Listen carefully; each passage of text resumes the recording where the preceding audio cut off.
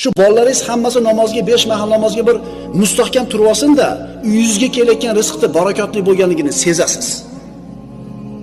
Siz 6 soatdan 8 soat ishlayapsiz. Ko'proq pul topganlarmikinman deb.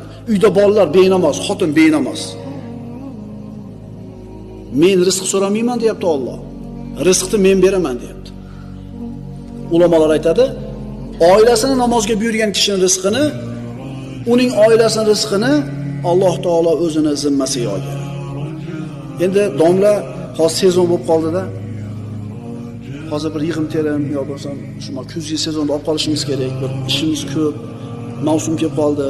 Shu bolalarni deb ko'chirib yuribman-ku. Birodar, sen boquvchi emassan. Sen o'zing ham boqiluvchisan. Sen boquvchi emassan, sen o'zing ham aslida boqiluvchisan.